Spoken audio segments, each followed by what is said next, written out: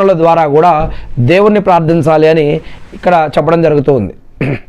అలానే ప్రార్థించే ముందు కొన్ని షరతులు ఉన్నాయి. ప్రార్థించే ముందు అల్లాని స్తుతించాలి.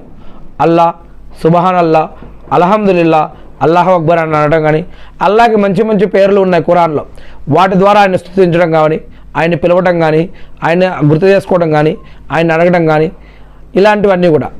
దాని తర్వాత అల్లా నీవు కరుణామయుడివి, నీవు మమ్మల్ని సృష్టించావు, సృష్టికర్తవి, నీవు దయామయుడివి, అల్లా నీవు మమ్మల్ని కనిపెట్టుకుని ఉన్నావు, ఎప్పటికైనా మరలి రావాల్సింది నీ వద్దకే కదా అని ఇలా అంటూ అల్హమ్దులిల్లా.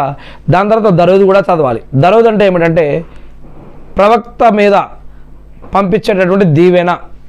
మనం ప్రవక్తని దీవిస్తూ ఉన్నాం. ఉదాహరణకి అదేమిటో నేను చదివినిపిస్తాను. వాళ్ళ ఇబ్రాహీం అలైహిస్సలాం గారిపైన, ఆయన కుటుంబ సభ్యులపైన, ఆయన ఉమ్మతపైన శాంతి సుఖాలు కురిపించిన విధంగా అల్లా ప్రవక్త ముహమ్మద్ సల్లల్లాహు అలైహి వసల్లం గారిపైన, ఆయన కుటుంబ సభ్యులపైన, ఆయన ఉమ్మతపైన శాంతి సుఖాలు కురిపించి మకామే ముహమ్మద్ ప్రవక్త గారిని వారసును చేసి అంతిమ దినం రోజు వసలతా స్థానాన్ని ప్రవక్త ముహమ్మద్ సల్లల్లాహు అలైహి వసల్లం గారికి ప్రసాదించడం వల్ల ఆమీన్ అని ఇలా దరూద్ అనమాట. ఇక దరూద్ మన ప్రార్థనలో దరూద్ అల్లాని స్తుతించడం, ప్రవక్తని దీవించడం అంటే దరూద్ పంపించడం, మరియు మన పాపాలని క్షమాపణ అడగడం, ప్రాయశ్చిత్తం అడగడం, పశ్చాత్తాపం చెందడం, ఏడవడం, సిగ్గుపట్టడం, అదేవిధంగా మనకి కావాల్సిన అడగడం, మరియు ఇవన్నీ అడుగుతూ నమ్మకం పెట్టాలి, ఏకాగ్రత చూపాలి. పరధ్యానంలో ఉంటూ ఏదేదో పనిలో ఏదో ఊళ్ళో ఏదో పని కాకుండా, పరధ్యానం కాకుండా అల్లా పట్ల భయం, భక్తి, గౌరవం, మర్యాద, నమ్మకంతో ప్రార్థించాలి. మన కోసం ప్రార్థించుకోవాలి, అదేవిధంగా ఇతరుల కోసం కూడా ప్రార్థన చేయాలి. తల్లిదండ్రుల కోసం, కుటుంబం కోసం, బంధుమిత్రుల కోసం, మన ఊరి వారి కోసం, సమాజం కోసం, ఇతరుల కోసం, వారు ముస్లింలైనా ముస్లింలు కాకపోయినా సరే ఇతరుల కోసం కూడా మనం ప్రార్థన చేస్తూ ఉండాలి. ఇక చిన్న వస్తువు అయినా సరే అల్లాతో ప్రార్థన చేయాలి, సిగ్గుపడకూడదు.